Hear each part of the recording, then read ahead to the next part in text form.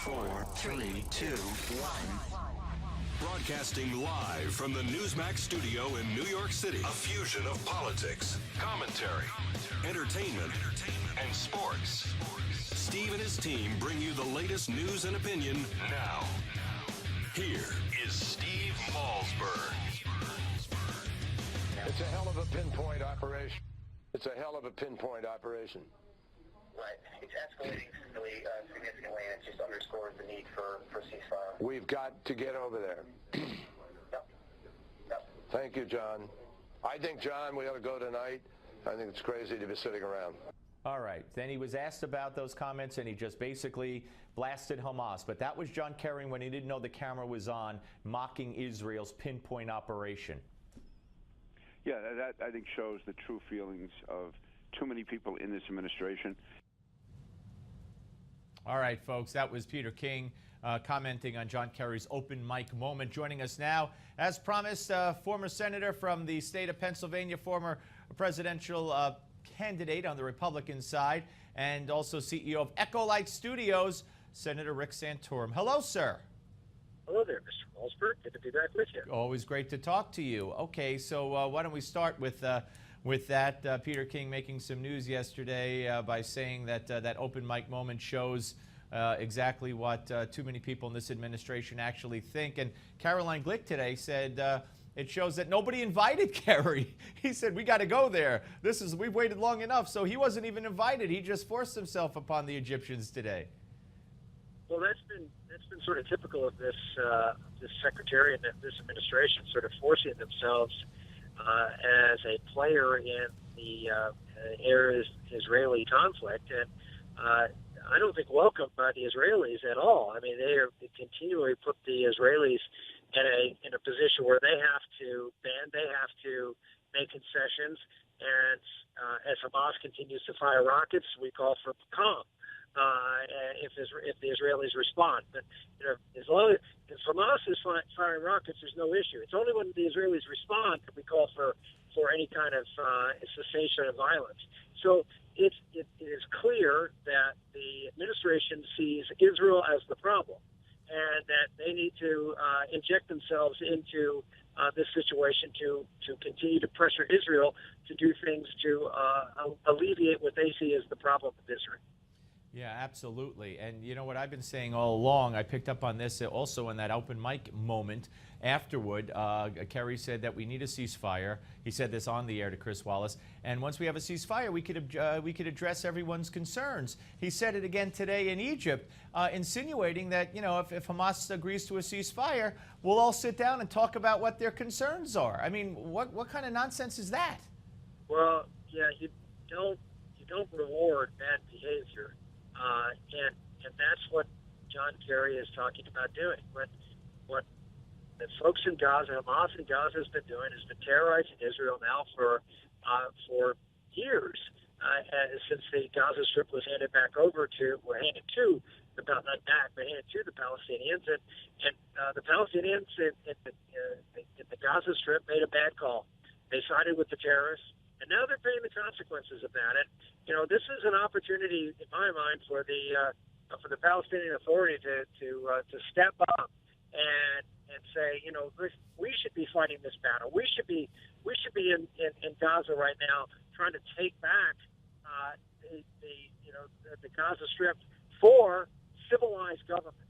And if Mahmoud Abbas wants to say, I'm going to be the leader of the Palestinian people, the best place to start is Gaza, and go in there and say, okay, we're gonna side with the rational folks who are pro-democracy, who are looking to try to create a Palestinian state that can be trusted, and stand up to Hamas. But they're not doing that, and that's another telltale sign that the problem is not Israel. The problem is both governing agencies within the Palestinian borders. I got one more for you on this topic. The FAA banning flights to Tel Aviv, to Ben Gurion Airport, and many countries might follow suit.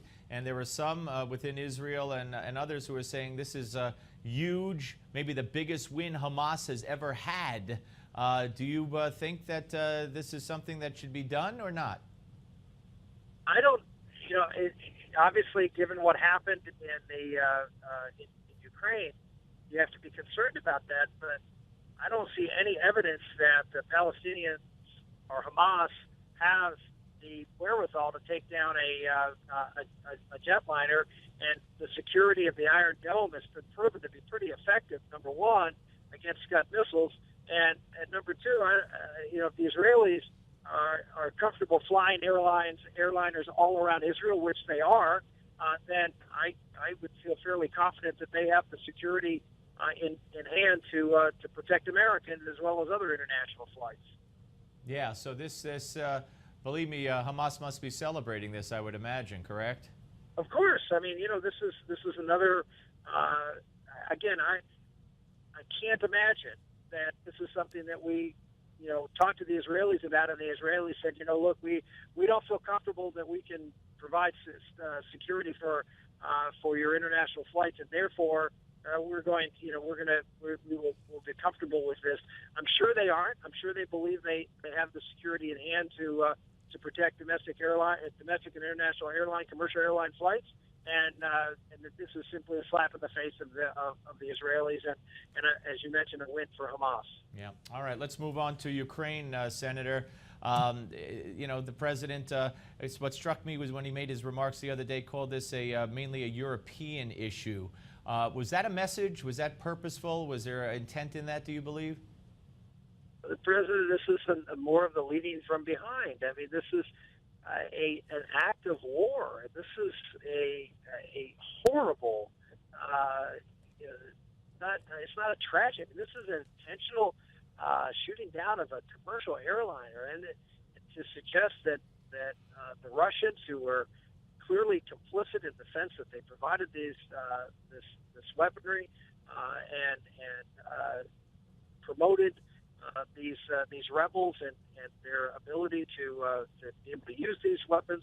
This is a serious international issue. This is not a regional problem. This is an international problem that has severe consequences for the world, and the fact that the United States is unwilling to lead, the fact that the president decided that it was more important the night of that happening to attend Democratic fundraisers instead of getting to the Situation Room and making sure that we had a coordinated response from all parties in a freedom-loving world to this horrific act, again, shows the president refusing to lead. And when we refuse to lead, then other people take center stage, and for the consequence, the detriment to, a lot of people around the world. Let me ask you about two conflicting court decisions today. One appeals court, D.C., a panel saying that the subsidies in Obamacare are illegal. And then another court weighed in, the Fourth Circuit Court weighed in and said, no, they're legal. And again, from what I've been able to ascertain from a summary and from talking to some people today, is that the latter, supporting the subsidies, is basically saying that, they're going on the spirit of the law and saying that if they were illegal, then the whole act would fall apart. Do you believe this will expedite it to the Supreme Court? And if so, do you think they'll buy that loose interpretation of the Fourth Circuit or stick more with the D.C. Circuit panel? Well, as you know, the D.C. Circuit is generally the one that is the weightier of all the circuits. I mean, that's where sort of the junior Supreme Court is, and deals with a lot of these situations with the government and the government's reach. And so I think that certainly will have a lot of weight for the Supreme Court to look at more than the Fourth Circuit. But having said that, for me, the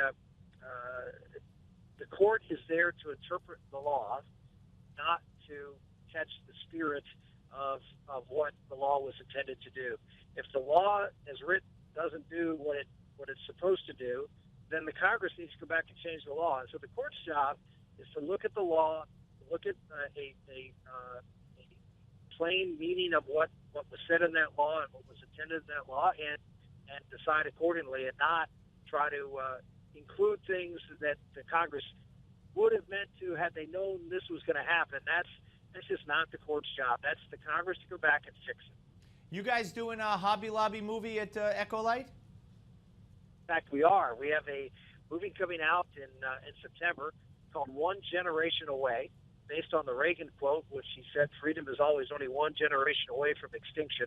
And we talked in great detail about the Hobby Lobby case. We talked about the tragic situation of Mount Soledad, where the courts are ruling the cross at Mount Soledad, the Veterans Memorial there in San Diego, has to be taken down. We talked about the military chaplaincy and what's happening to that, and it's being faith is being ripped out of the military. We talk about the situation in the cake bakers and florists and photographers being driven out of business because they won't participate in same-sex wedding ceremonies. So we talk about a whole variety of issues of how our religious rights are being directly eroded, and we see them again with the president talking about federal contracting yesterday, and that there will be no religious exemption. So the idea of religion under the Obama administration is you're entitled to your own personal beliefs. You're allowed to go to church and talk about it, but once you come out of the church, you're mine. And we get to tell you what to believe and how to live your life. And that is not the free exercise of religion as interpreted by generations of Americans from our Constitution. How's it looking for 016? Where are you right now? I'll be in Iowa in 2 weeks. that speaks volumes. Are you leaning towards running again then? Right now, we're doing everything consistent with taking the shot at 2016. But we're not going to make any decisions till next year. I mean, there's a lot of factors go into making the race. But I'm very concerned about where this country's going, and as you know from Senator, unfortunately, I asked you that too late, but glad to know you're headed in that direction, and thank you. Great to speak with you, sir. Thank you, Steve. Take care. Senator Rick Santorum, ladies and gentlemen. We're coming back with Sally Pipes.